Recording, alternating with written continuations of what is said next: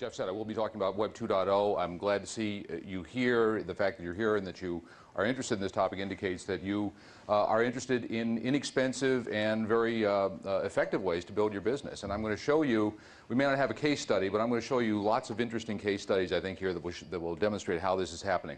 I love to speak to small and mid-sized companies because the tools that I'm going to talk about work so well for you. You know, large companies are having some problems with Web 2.0, loss of control issues, negativity, ROI, and not really a big issue for smaller companies. They don't have the regulatory concerns and the control issues. So it's a matter of just getting out there and talking, and the tools are in place now to enable you to do that.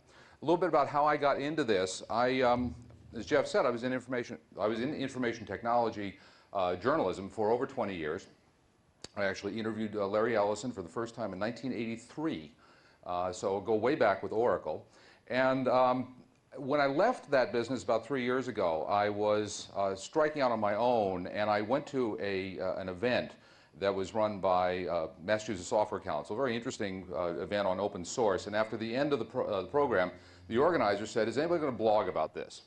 Now, I had a blog that was very lightly tended at the time. It was getting about 15 or 20 visitors a day. But I figured, why not? So I wrote up an article about what had happened. And I'm having a few mic issues here. And I sent a link off to the organizer, a guy named Dan Bricklin, who's very well known in the technology field.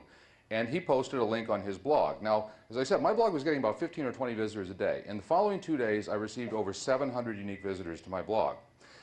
I had spent the previous 6 years working at an internet company where we had developed some very elaborate tools to manage email marketing. We did almost all of our promotion via email. And we found that to get 700 visitors would require dropping about 35,000 pieces of email. So we had accomplished with one link from one person what would have taken 35,000 pieces of email previously. And I was fascinated by this, and I thought this is a whole new dynamic of communications, and I'm kind of a media geek, so I was fascinated by the idea of how this was going to affect publishing.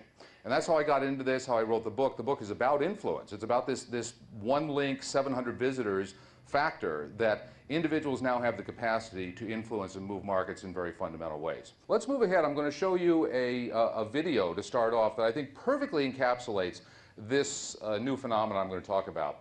How may I help you today? I want to cancel my account. Sorry to hear that. Pull your account up here real quick. Can I have your name, please? Vincent Ferrari. Had this account for a long time? Yep.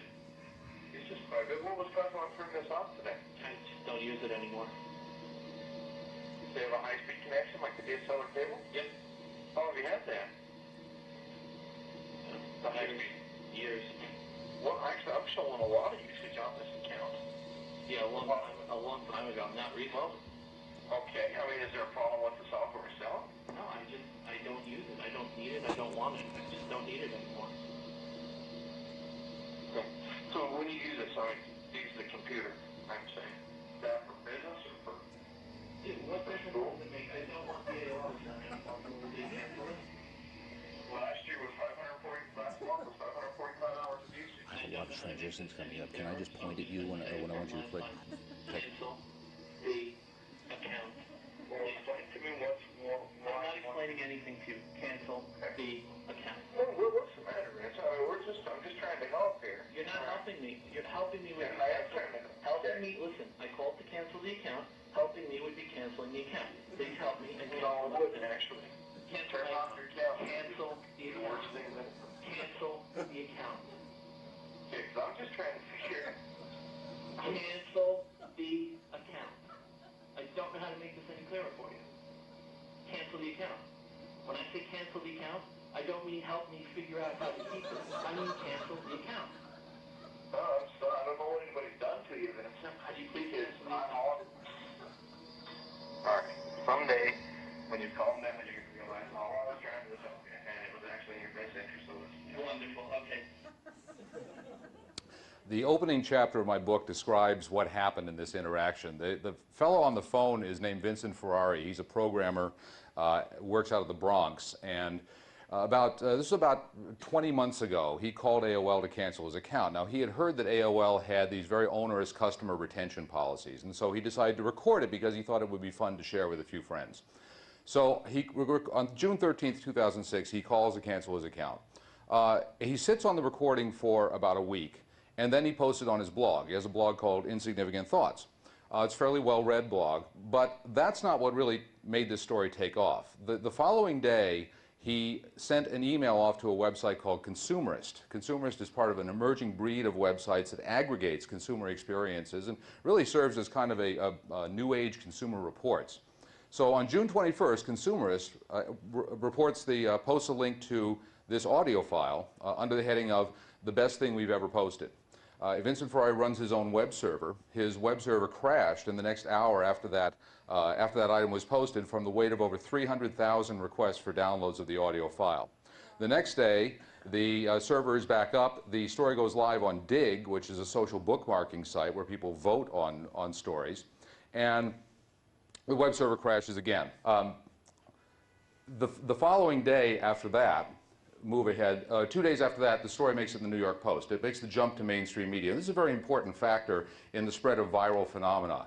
The day after that, it hits the New York Times, the web server crashes again, and then the following day, NBC calls Vincent Ferrari on Tuesday, June 26, just 6 days after posting this audio file.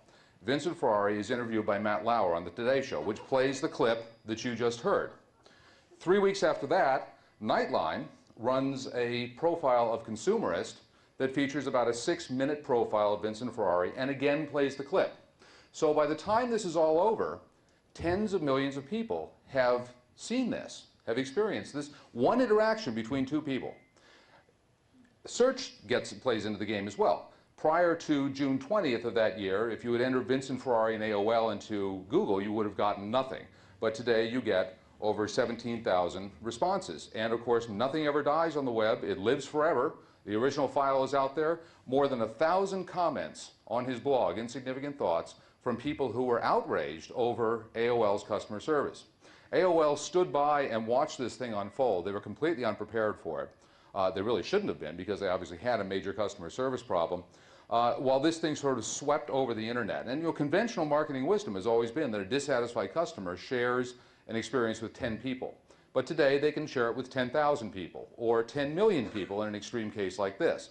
And this is the phenomenon that is changing the world of media and the world of mass communications. The fact that one person now has the capacity, using the new tools, to move markets in fundamental ways.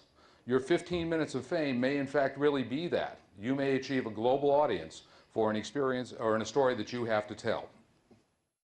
These are the people I call the new influencers, and I was fascinated when I was working on this book. I had just a childlike fascination with meeting these people, because these are folks who are having an impact on, in some cases, major markets all by themselves, without any media intermediaries. On the left is Philip Lentzen. He's a 30-year-old German programmer. He lives in Stuttgart. And in his spare time, he runs a blog called Google Blogoscope, which has everything you could possibly want to know about Google and search engines. It's a fantastic resource.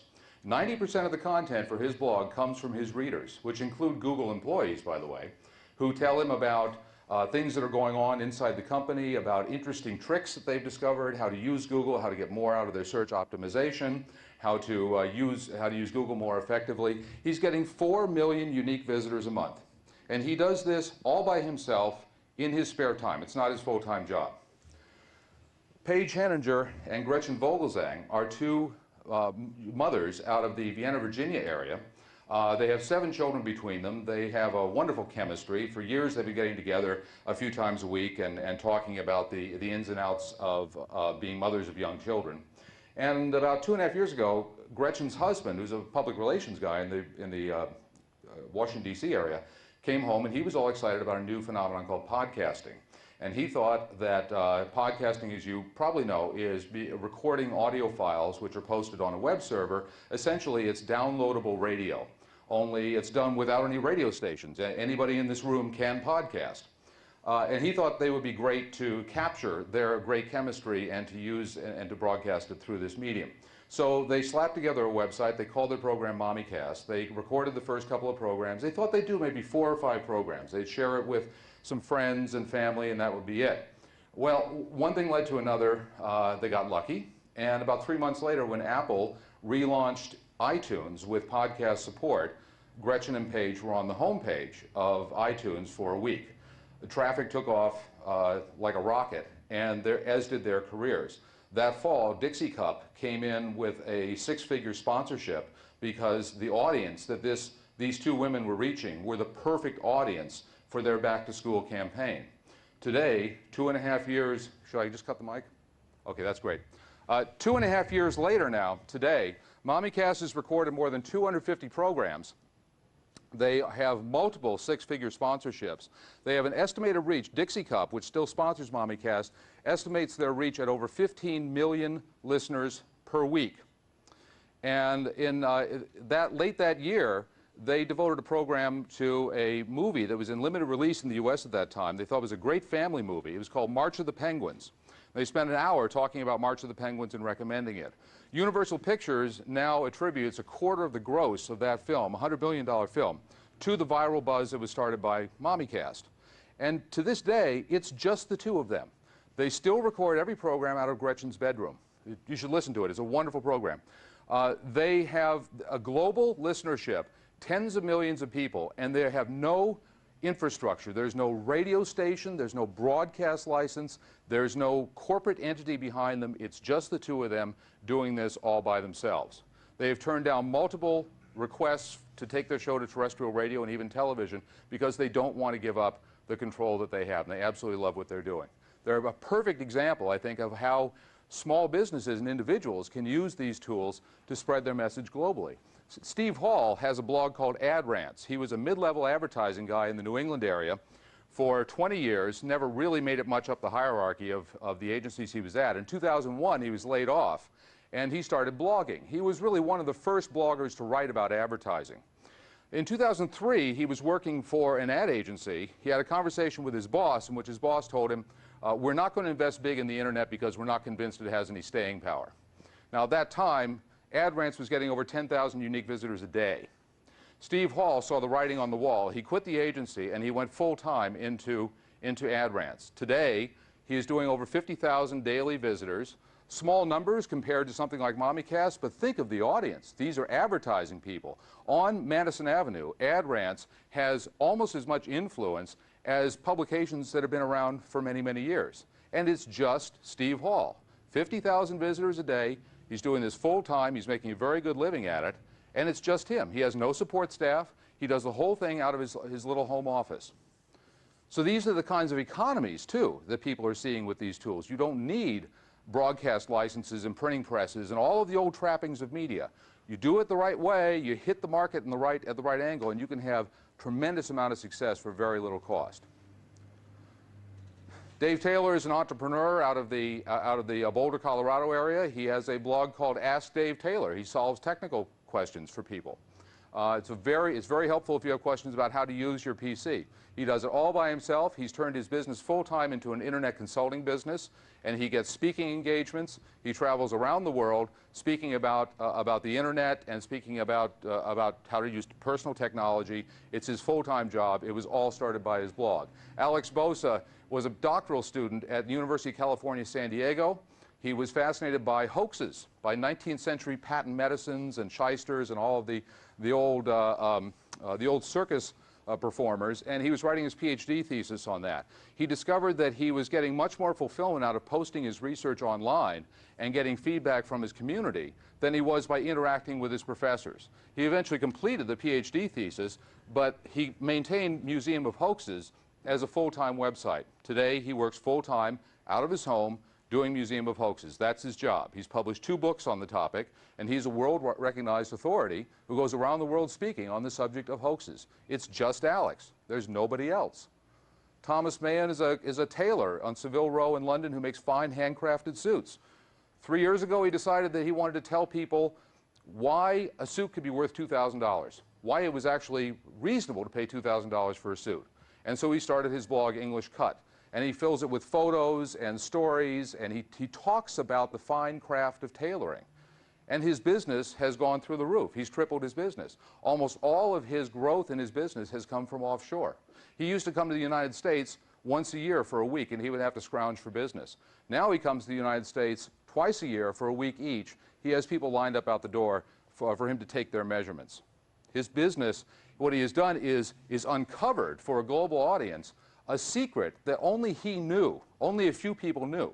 But through this medium, he's assembled a fan base of dedicated people who are enthusiastic now about fine Seville road tailoring.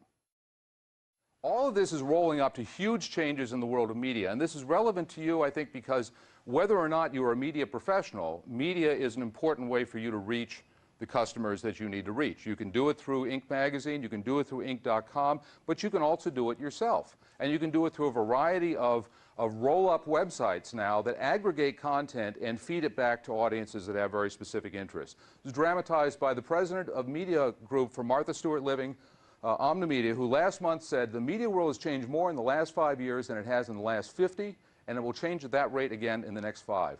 The largest force shaping 2008 will be the steady flow of readers, viewers, and users away from traditional media to digital options of all kinds. This does not mean traditional media is not important. It will be important for a very long time.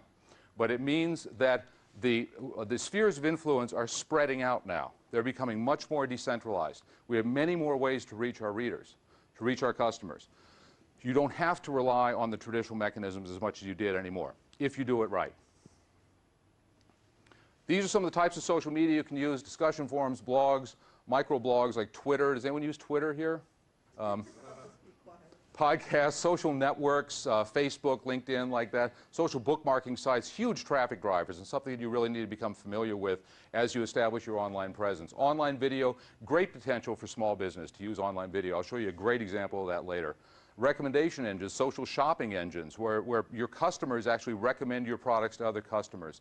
Social search, a new category coming online, and wikis, very popular for use inside corporations, more so than outside. But many choices available to you. Active blogs on the internet, about 35 million right now. You'll see numbers that range up as high as 200 million. The fact is most of them are dead or they're spam. The number that counts is there are about 35 million people who are actively updating their blogs on a regular basis. And I recommend for small and mid-sized businesses, blogging is really where the rubber meets the road right now. It's the most mature and the most well-established medium. It's the quickest to start up, and it's the most flexible.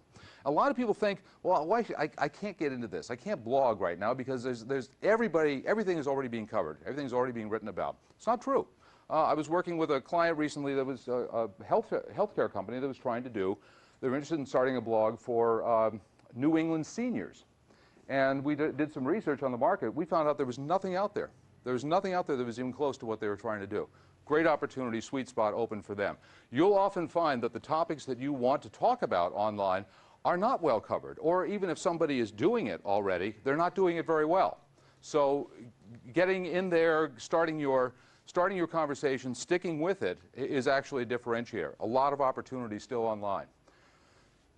Facebook, MySpace are ubiquitous at this point, closing in on 200 million members. Facebook for adults. Facebook is the MySpace for adults. And LinkedIn is the Facebook for business professionals. So I recommend that everybody in this room, you should become familiar with those two services, Facebook and LinkedIn, as a way to build your business. They have tremendous resources available to you, and they're free.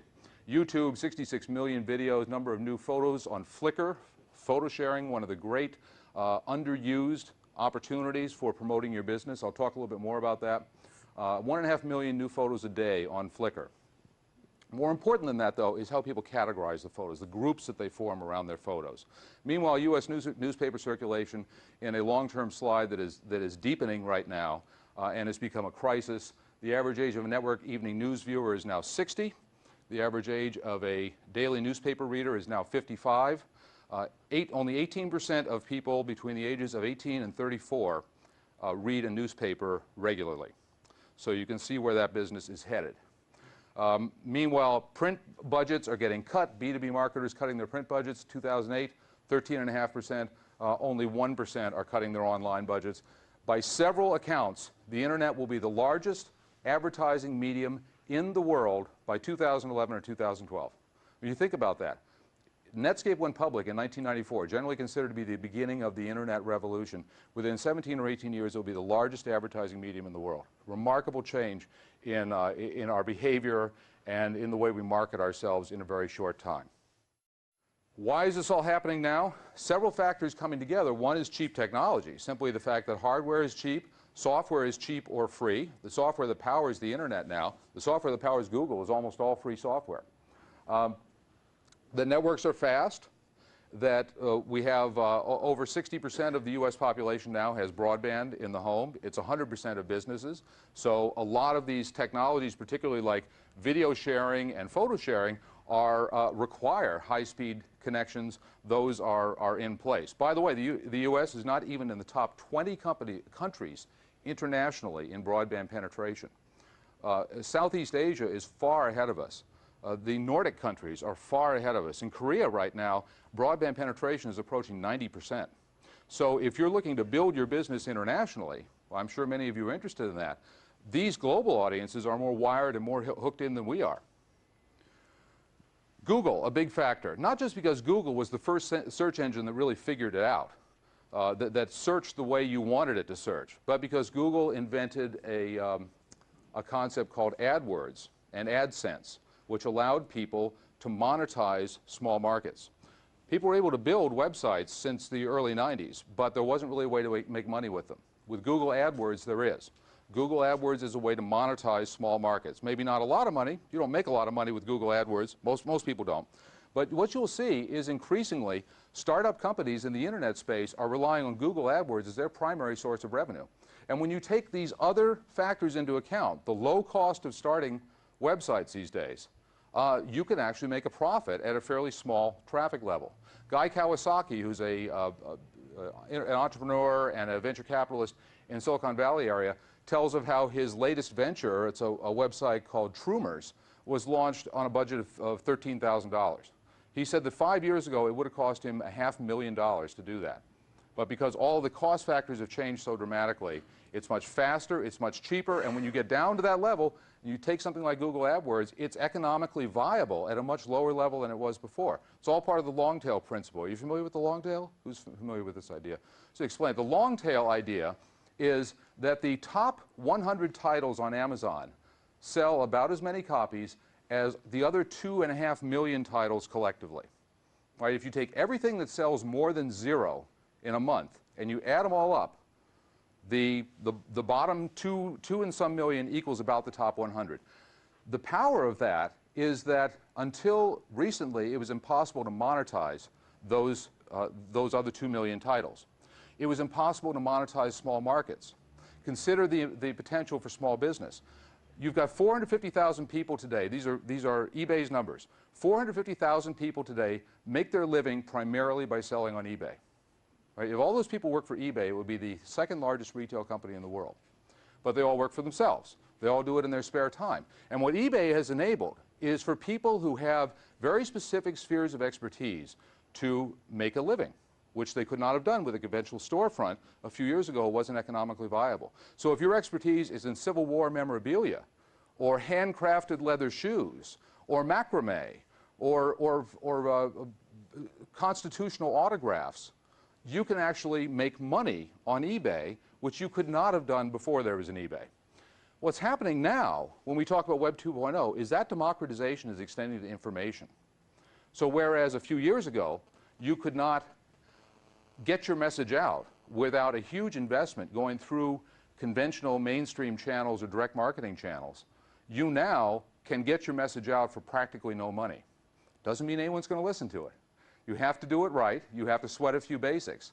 But that democratization, that long tail effect, has now moved into the information sphere. Every single person in this room is potentially a publisher. And if you think of yourself as a publisher, the power of this is remarkable. You can do anything. In Google, I'll give you an example. If you type PC into Google, you will not find either of the top 2 PC companies in the world in the top 100 search results.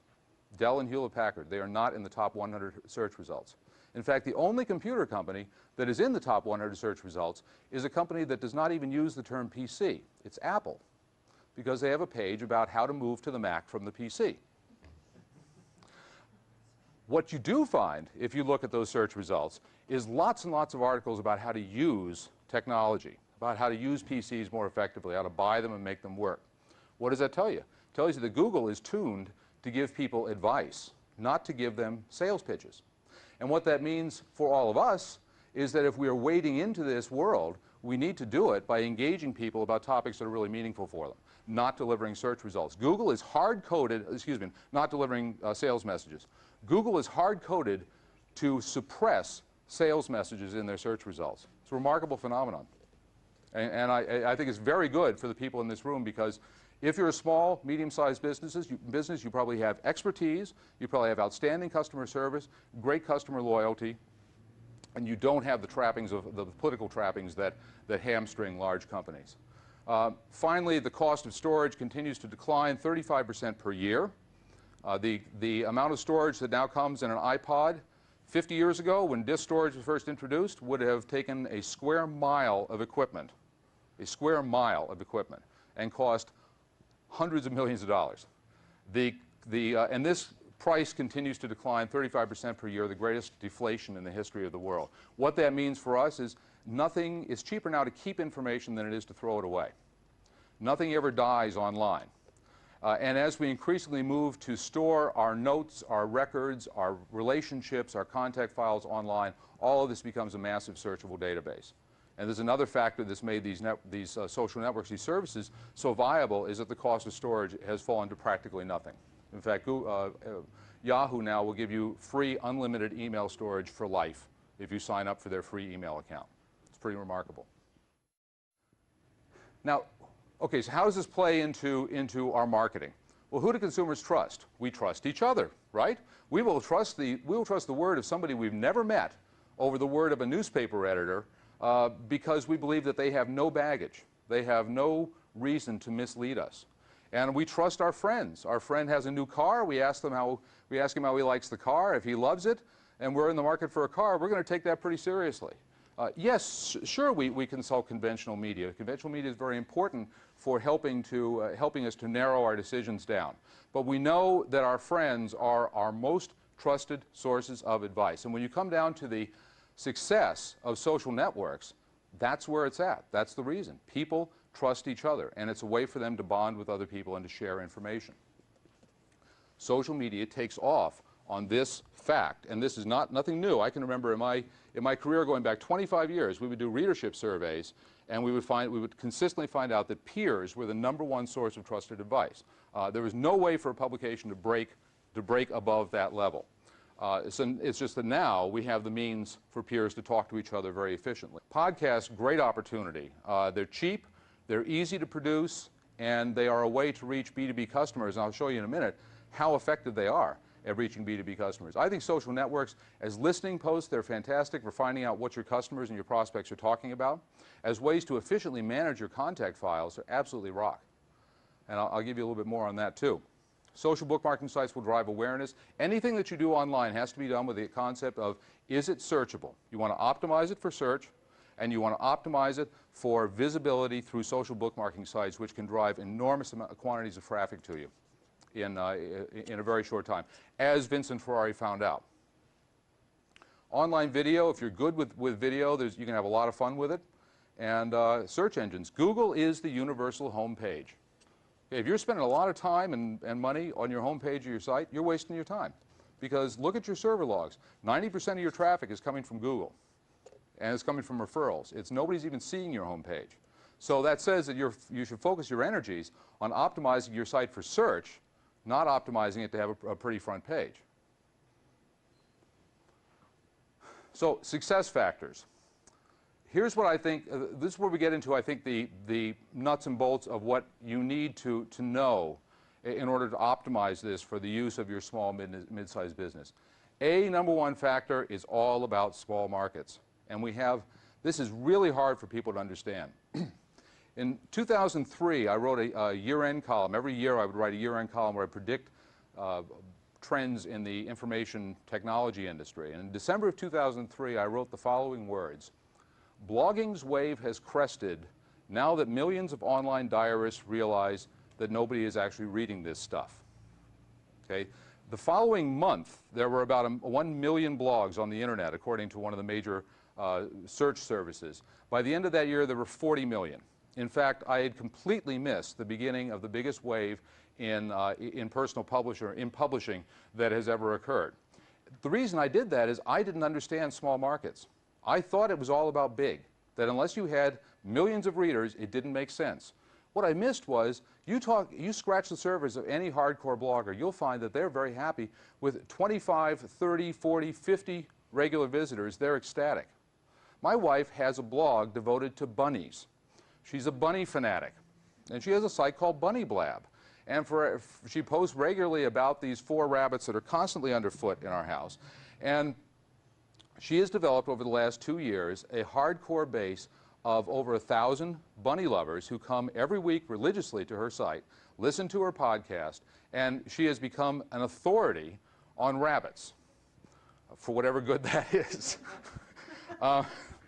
She's got over 2,000 downloads of her latest podcast. And this has been done just by writing about her passion. She's also got advertising. She's going to make about $1,000 in advertising this year, which isn't bad. That is, on a small scale, what is happening all over the world right now. It's understanding the affinity groups, the small markets, and the value of reaching those people. Think of it. I mean, the number of customers that you have that really are the core of your business. For most companies, they can be counted, for most small, medium businesses, the number of key customers you have can be counted on the fingers of both hands. So your markets actually are small.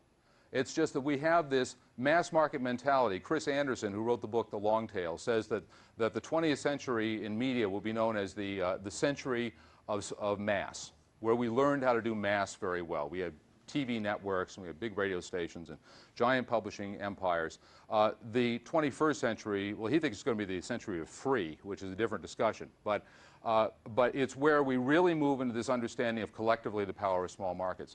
I can't, one of the best examples of this right now is playing out in the presidential campaign, where Barack Obama, whatever you may think of his politics, is poised to be the Democratic nominee on the basis of understanding this phenomenon. You know, presidential campaigns historically have revolved around the 30-second spot. Everything gets put into those 30-second commercials and into the debates. A few appearances on TV were what drove campaigns. What Obama realized is what Howard Dean actually realized 8 years ago, but he didn't have the tools in place. Obama realized, he had other problems too.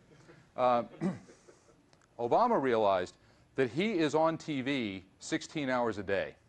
Every waking minute, somebody's got a camera on him, someone's got a microphone in front of him, someone's following him around, writing down what he says. When he has a few minutes between speeches, he's in the car sending Twitter messages to the 40, 50,000 people who are following him on Twitter. He's holding MySpace question and answer forums. He's got YouTube, he's got hundreds of YouTube videos of Barack Obama. He understands that he doesn't need the 30-second spot. He needs to use every available medium to be online, available, broadcasting all the time. It's all about aggregating lots of small markets. And when you aggregate them together, they become very big markets. Seth Godin's title of his previous book, Small is the New Big, really sums it up. Understand small markets. They are much more powerful than massive ones. The cultural norms you need to understand. Transparency. This is a buzzword they use in what's called the blogosphere, or the universe of bloggers. It basically means total, painful honesty. Never try to hide anything from anybody, because you can't anymore. This is something the big corporations really struggle with. The fact that up until a few years ago, corporations were effectively able to ignore their customers and get away with it. Certainly their angry customers. Why? Because when a customer was angry, they had one means of recourse, unless they were an enterprise customer with a dedicated sales force, they had one means of recourse, which was to call the customer service line. And you know what you get when you call the customer service line.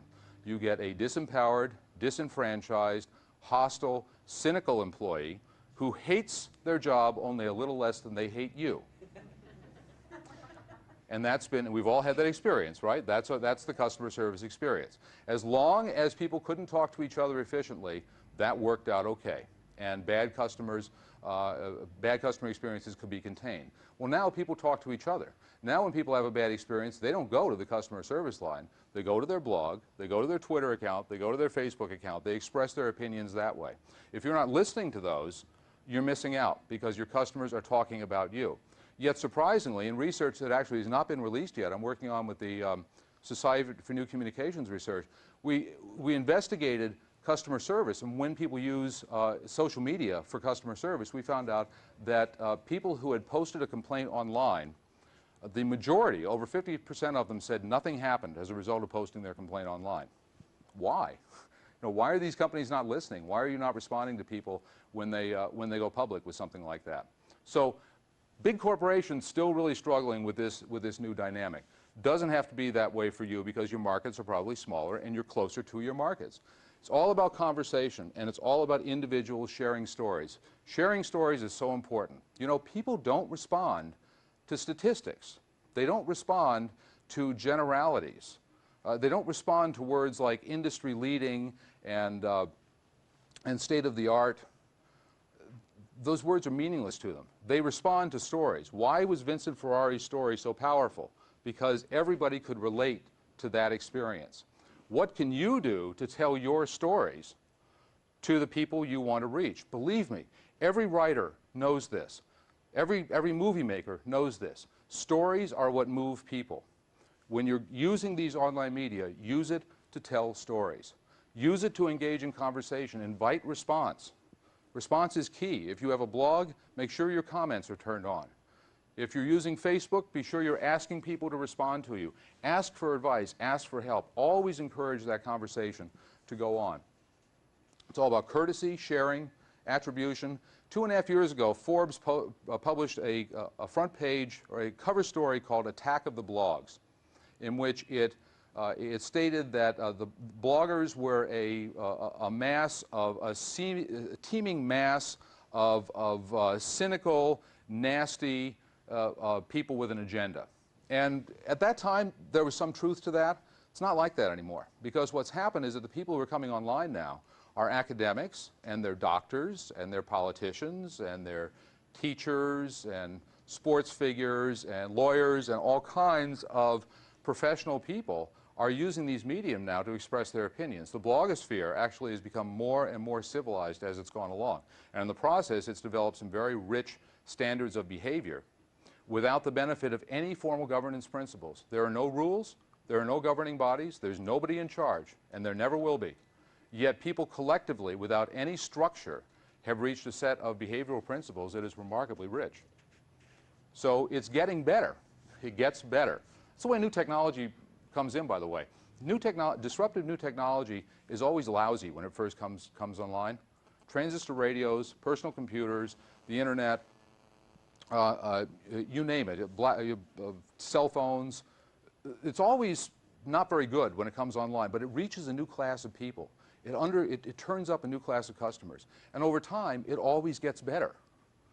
And that's what's happening now. It always gets better. And eventually, it displaces the entrenched market leaders. Please. Start with the goals, not the tools. This is a chapter, actually, this is a chart that I'm going to have in my new book. It's an example of how you can begin with the topic, with the goal that you're trying to achieve, and then you move across to the tool that you want to use. I hear it, people do this the wrong way all the time. I hear this all the time. What can I do? What should I do with a blog? Well, that's not the question. You may not even need a blog. A blog may be a terrible idea for you. The question is, what are you trying to resolve? Is it crisis management? Are you trying to expose employee talent? Are you trying to hire people? Are you trying to find contractors or new sources of business?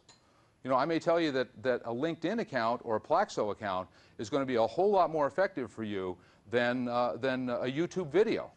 On the other hand, if you're trying to show people something that you do that you're an expert at, and you're trying to demonstrate it vividly for them, then a video or photo sharing service may be much more effective. Always start with the business goal and then move across. Megan?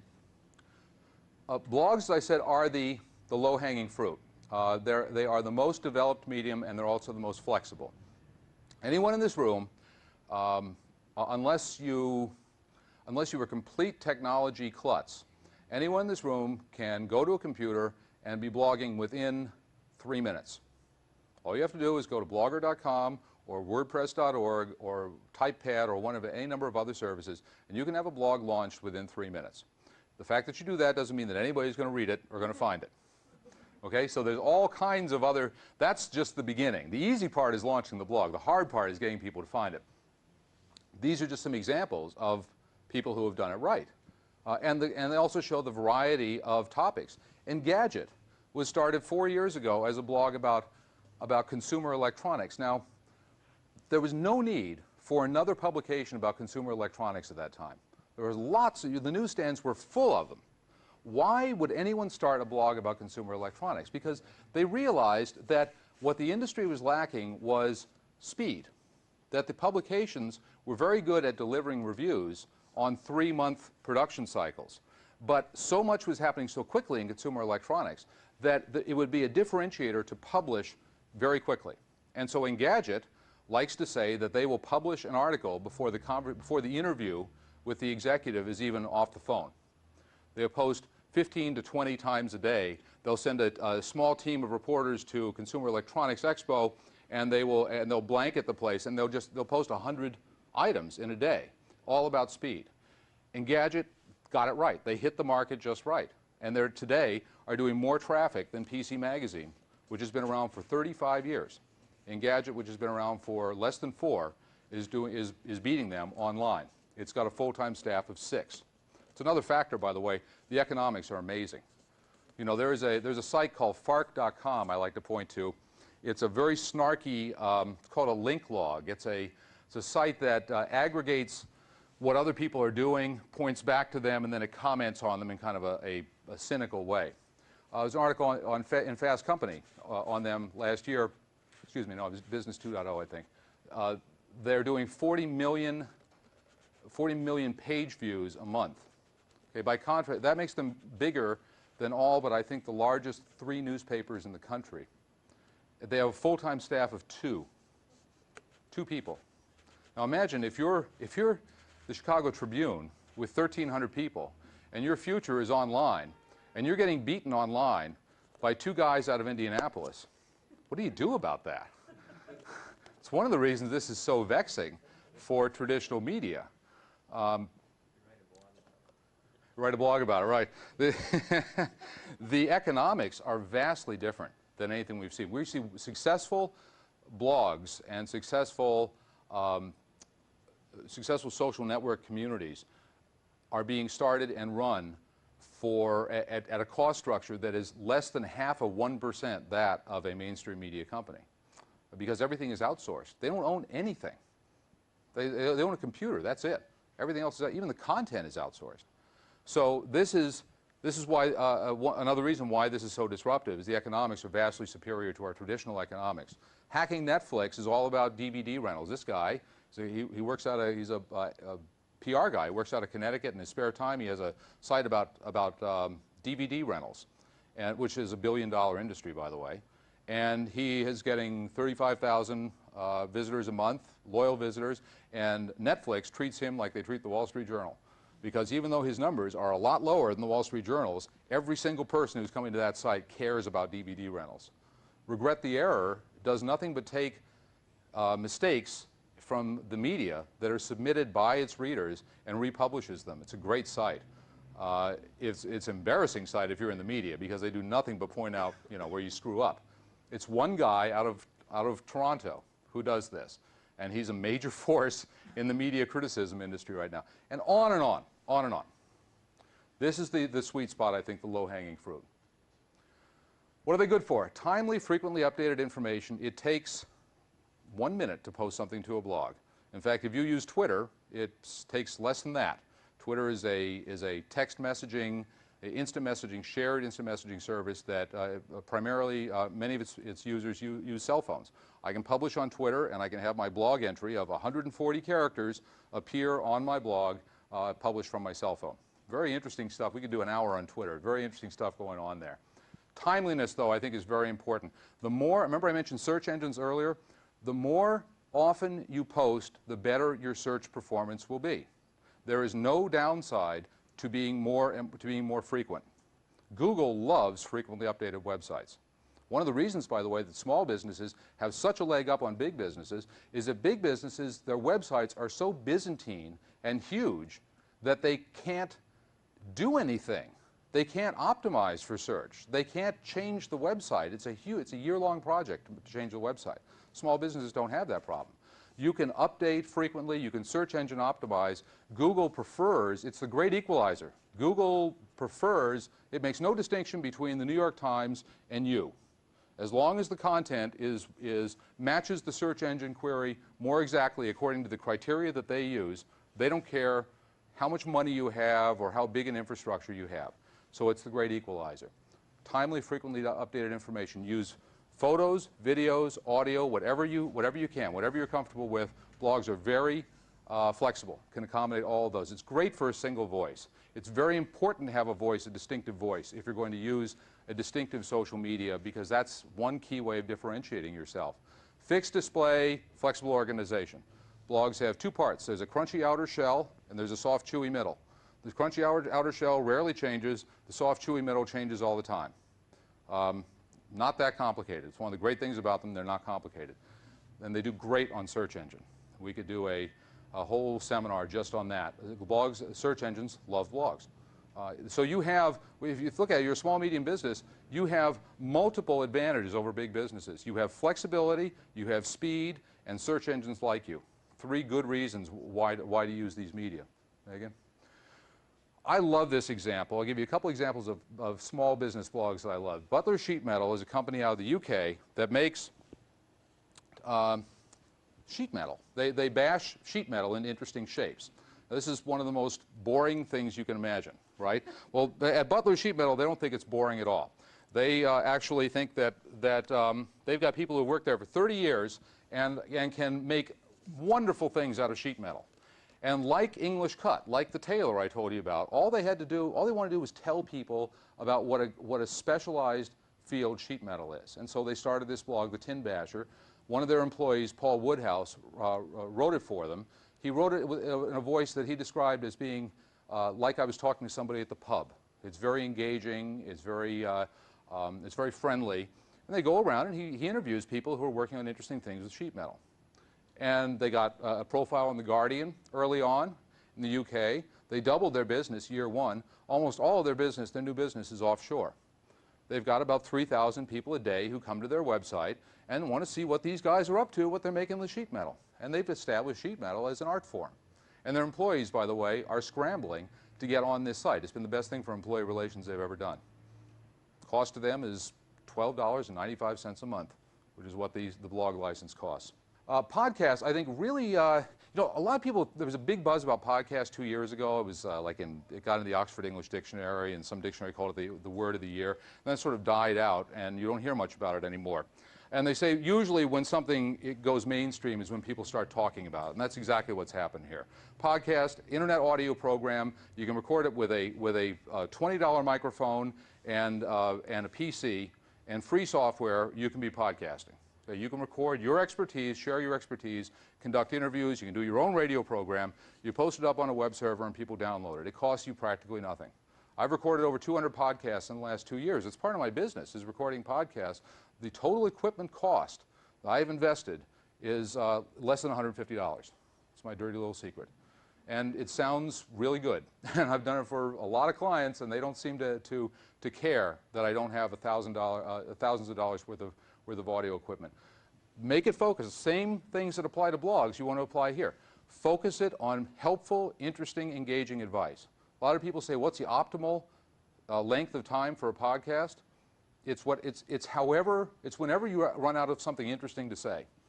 Okay, I've listened to podcasts that go an hour and a half and were riveting. And I've listened to them for 10 minutes that were painful. So it's a matter of having something interesting to say. Keep at it. Update frequently. You will not get payoff the first 3 months, the first 6 months, maybe even the first year. You won't get payoff. But you keep at it, you will get the payoff. I promise you will get the payoff. Lyric Opera Company uses it to interview their backstage employees and the people who make the Lyric Opera work, give you a view behind the scenes of the Lyric Opera. Purina has video podcasts that they use to advise on pet care, on pet health. Kodak uses it to share techniques for taking better pictures, and on and on and on. And the interesting thing, reason I think this is so interesting, is the demographics absolutely rock. This is the story that doesn't get told. Podcast listeners, this is recent research, 2 months ago, twice as many podcast listeners have advanced degrees as non-listeners. Podcast listeners, users are twice as likely to have incomes over $100,000. Why? Well, think of it. When do people listen to podcasts? When they're doing something else. When they're driving, when they're mowing the lawn, when they're working out. Who wants to use that time to learn something? Very often it's people who are very, very busy and don't have a lot of time. The sweet spot for the podcast market is people who are really, really busy. It's not surprising that a lot of those people are upper income people. And so as the forecast for the growth of podcasting is very impressive, the more impressive part is the reach of this technology into B2B audiences. And where we see the companies that are using podcasts very effectively are Oracle, they're IBM, they are Wells Fargo. They are companies that are trying to reach very busy executive level people, and it's working very well. That's probably half of my business over the last 2 years, and it's all B2B business. Video, of course, you can add color, you can do all kinds of interesting things with video. It's the most complex form of social media to use, but it's not all that complex. And in fact, I would argue that being a little rough around the edges is actually a virtue. Some of the most popular internet viral videos we've seen over the last 2 years have not had very good production quality.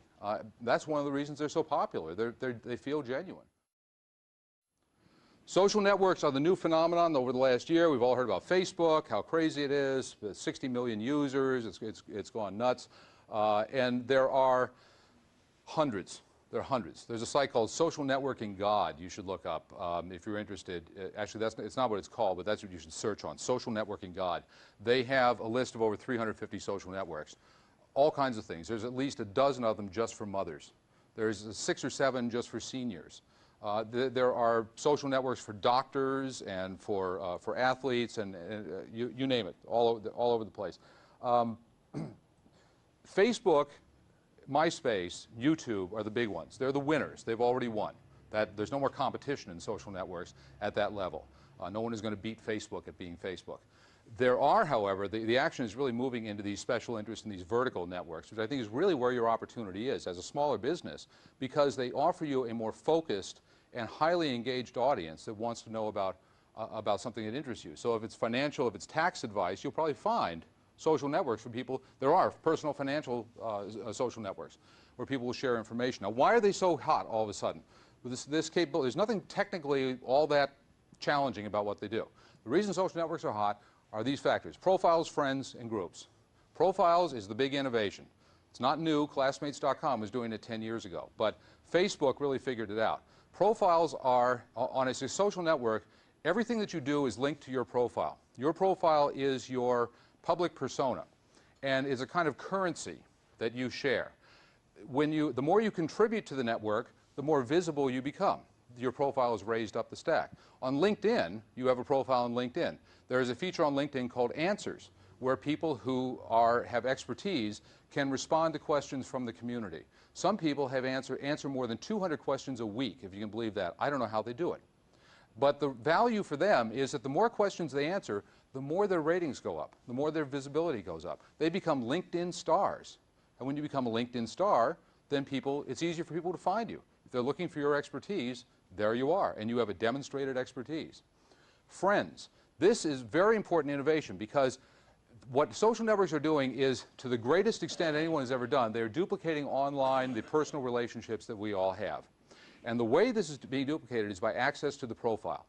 If you didn't have profiles, friending wouldn't work. But the way it works is, you declare that you want to be my friend, I accept you as my friend, and then I give you access to information about me, which, when you think of it, is very much like what we do in real life. So that ability to bestow access is what duplicates in many ways what we do in our day-to-day lives. It's also very efficient, because when I go on a trip, I'll give you, I interview a number of teenagers for the book I'm working on now, but ask, what value do you get out of these? And what you find out is they don't have any more close friends than their parents do. but they have hundreds and hundreds of casual friends. And they manage these relationships very efficiently using these techniques. For example, I come back from a vacation, I post my photos, and photos are a huge application on Facebook among young people. I post photos of my vacation. Everybody who's in my friends network receives notification that the photos of my vacation are now available. Some of those people will go and look at my photos. They may comment on them, they may tag them, they may just look at them. But I have had a contact with people whose relationship is important to me in some respect. I've never had a direct contact with them. I haven't picked up the phone, I haven't exchanged an email message. But I've kept in touch with all these people without ever having to initiate a direct contact. Think of how efficient that is.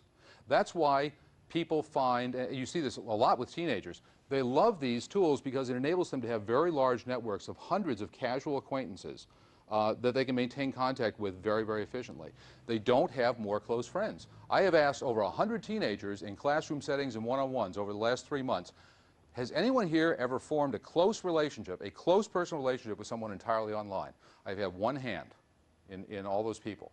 They just don't do it that way. They still maintain a few close personal friends, but vast numbers of casual acquaintances. LinkedIn, by the way, for professionals, rocks. It's an awesome way to do this. Because when your address changes, all of your contacts get that information at the same time. You don't have to make phone calls. You don't have to send emails. And finally, groups, the ability to self-organize into groups. A lot of people think that this is the opportunity on Facebook. It's not. Facebook, 99% of groups on Facebook are dead. There's nobody in them. Don't even go there. Maybe somebody's going to figure this out. Right now, if you're on Facebook, don't use it to market, use it to maintain contacts. Very efficient way to maintain friends. And there's an analogy, too, to what the media has traditionally done for us. You know, traditionally, what we have known has been, there have been a few editors who have had the franchise to tell us what we could know. On Facebook, that's all outsourced to our friends. So when you go on Facebook now, you find a list of what your friends have been doing, and they're telling you, you should read this article, you should go to this conference, you should take this quiz. Right? All the stuff that the media used to do for us, our friends now do for us. And so it's not surprising that the dynamics shift, and as we know, people trust their friends more than they trust any other source. That's why these social networks are so hot, in my opinion. I love this example. Nikon, 2 years ago, went into Flickr, which is one of several photo sharing sites. There's others like SmugMug and PhotoBucket. But Flickr, I think, is really the high-end photo sharing site. Professional photographers use it. And they found there were 30,000 people who had self-organized into groups about Nikon cameras. And we're talking about Nikon cameras. Nikon didn't even know this was happening. They just found all these people. Like, talk about shooting fish in a barrel, right? Does it get any better for finding your core customers? So they waded in there. They went to Yahoo, which owns Flickr. They spent some money, and they created a custom site, a photo contest. They created some sponsor groups where they bring their people in, and not their PR people, by the way, not their executives, their product managers, their engineers. They bring those people in to engage with these customers. They've now got over 60,000 Nikon enthusiasts in their branded groups talking all about Nikon. When they come out with a new camera, they harvest a small number of very active users. They send them the new camera. And they say, what do you think? And they say, write about it, blog about it if you'd like. It's the best. You think of what it would cost to find a list like this. It's an awesome list. It costs them practically nothing. Many other examples of this. There is a group on Flickr of over 1,000 people that's devoted to people taking pictures of bacon. Bacon, like that. Go figure.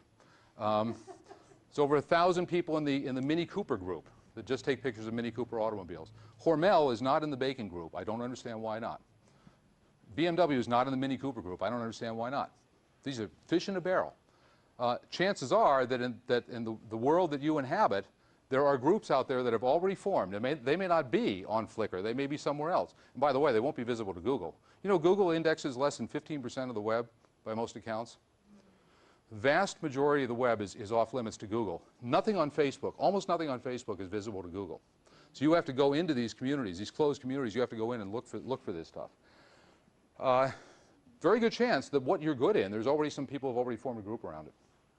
This is a great example of a person who has, I think, put all of these tools together to make herself an expert. Her name is Reba Haas, and she is a realtor. I'm sorry, realtor is a trademark term. I can't use that. A real estate agent in the Seattle area. And when she got into realty 5 years ago, she decided that she knew that real estate was all about relationships, because people are moving to a new area. They want to know about resources in the area. Very often the only person who can help them is the real estate agents, the only person they know. And so she knew that relationships were vital. And she decided, well, I can go to the newspaper and I can try to get a column, and I'll probably be unsuccessful. Or I can go and beg the local TV station to give me a regular clip, and they're probably not going to do that. I'm just going to do it myself. And so she has a blog, Team Reba Real Estate. She's active on Rain City Guide, which is a Seattle real estate blog. She's very active on LinkedIn. She's got Facebook profile. She's got MySpace profile. She's on Trulia. She's on Zillow. She's on a number of real estate-oriented sites where she publishes proactively helpful, useful information for people who are relocating to the Seattle area. She has successfully established herself as a major source of advice and information on the Seattle area without ever once having a newspaper editor say it was okay for her to do that. She has attributes, most realtors do between 3 and 5 deals their first year. She did 17. She's the #2 RE/MAX realtor in the Seattle area. She's done over $3 million, by her estimate, over $3 million in business over the last 5 years as a direct result of this, of these activities. And by the way, I mentioned the value of LinkedIn. It used to be that people would contact her. They needed help. They needed to find somebody, have to find a lawyer or a doctor or a church in the area, and she would comb through her Rolodex and she'd call them back, and this whole process would go on. Now what she says is, go to my LinkedIn profile, look at the people in my network, tell me who you want to meet, and I'll introduce you. It takes her 2 minutes.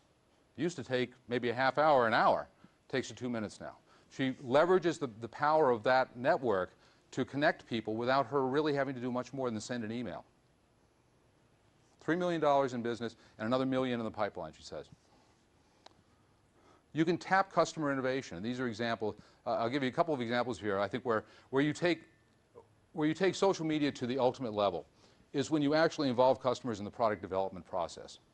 There's a company called iRobot that makes a robotic vacuum cleaner called the Roomba. Does anybody use the Roomba? People absolutely love these things. A little squat thing that lives under your couch, and it comes out and vacuums your room, and then it goes back and lives under the couch again. They introduced it in 2002, and the first successful home robot. But the amazing thing was, a few months after it came out, they began to get calls from their customer service department saying that when people were calling in to ask about their Roombas, they were referring to them by gender and by name. Think of that. People were personifying this little appliance. And then websites began popping up, like this one, where people were selling skins for their Roombas. And today, if you go on YouTube, there's over 300 videos people have taken of their Roombas. What they thought they'd introduced a household appliance, they really introduced a new kind of family pet. And so their engineers, they're opportunistic, and they ran with it. And so last year, in February of 2007, they introduced the iRobot Create, which is an open Roomba that people who are technically inclined can program and can attach other devices to. And at the same time, they launched a contest where the most creative idea could win $5,000 in cash. And so they are licensing, they're going to license their most innovative ideas that come from their customers. Think of the cost of hiring PhDs to do this work versus letting your customers do it for little or no money. It's a great idea. They've sold over 3 million of these things, and they branched out. They've got a pool Roomba now. They've got a new one that cleans gutters. They're coming up with all, they've got people attaching robotic arms. One of their customers designed a Roomba that can go and fetch a beer out of the refrigerator.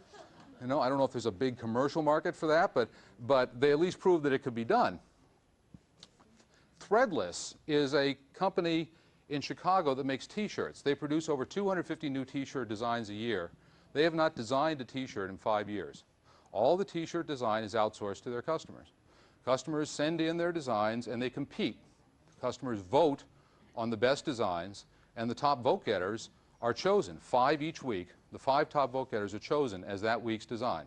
The winners get $2,500, which is not bad. It's a drop in the bucket compared to hiring full-time designers. They get $2,500 and they get a place in the Threadless Hall of Fame. This site is going to do $20 million in T-shirt sales this year. Their gross margins are over 80%. They do not have any R&D staff. They outsource it all to their customers. I encourage you, if you want to see how a perfectly managed customer community, go to threadless.com and look how they do it. They involve their customers in everything. If you upload a photo of yourself wearing a Threadless T-shirt, they will give you an electronic coupon good for a $1.50 discount on a $15 T-shirt. Now think of the value of that. Their customers are going out and advertising their products in exchange for a lousy 10% discount. They do a great job of managing the community. They have an alumni program. If you've won a contest, your design has been accepted, you go into the alumni group and you have some special privileges. And the site is just a lot of fun. There's another one called Woot.com. It's the most innovative retail idea I've ever seen. They sell one product every day. Every day at midnight, they post one product. It's usually an electronic gadget, and it's steeply, steeply discounted. It sells until it sells out or until 24 hours have expired, and then the new product goes up. The whole company is run off of a blog. It's one of the few successful businesses I've seen that uses a blog as its main website. It has a very enthusiastic customer base. It encourages its customers wait until midnight, Central Time, until midnight for the new product to go up, and then they go crazy talking about it. You look at the forums. It's like between 12 o'clock and 2 o'clock in the morning. There's hundreds of posts. They build this enthusiasm, this anticipation around the product, and they've been doing this for 5 years. It's a very successful business. And finally, so keys to success: have a strategy. As I mentioned at the outset, know what you're trying to accomplish. That is the most important thing. Have something. If you're going to blog, if you're going to online, if you're going to video, if you're going to podcast, if you're going to do all of these things, if you're going to LinkedIn, know why you're doing it. Become familiar with the tools. By the way, don't try to understand all the tools. You can't possibly do that. There's too many of them out there. Pick a couple. I've mentioned a few here. There are others. Pick a couple that look like they might work for you. Learn how to use them and get started. Dive in. Go where your constituents are. Start with your customers, whether it's your customers, whether it's investors, whether it's channel partners, or whoever you're trying to reach. Start with those people and find out where they are. You might have to pick up the phone and find out what do they use, and that's the place to start. Be as unique as possible about your area of expertise. Try to be distinctive, and by the way, distinctive does not mean necessarily that your topic is important. Is the important thing. I recommend that if you want to blog about if you want to blog about antique cars, it's actually not a bad topic, so that's okay. If you want to blog about cars, I would recommend you choose a subcategory of cars. It's going to be Toyota Scions, or it's going to be 60s British roadsters. Try to be a little bit more specific, and try to be unique. But unique can also come from your voice. It can come from the way you say things and the media that you use. More you contribute, the better. Acknowledge others, tag and link to them. One thing that's very different about this world is that it's very supportive. So in the media world is very competitive, and your competitors will not even acknowledge your existence, much less link to you. It's not like that. You reach out to other people who are in your community writing about the things that matter to you. People are very helpful and supportive of each other. They will link to you. You link to them. The more links we have, the better we do in search engines. It all comes back to search. Build your friends' networks, because as I hope I've demonstrated here, these tools are very effective for managing networks of casual friends. And be courteous, helpful, and supportive.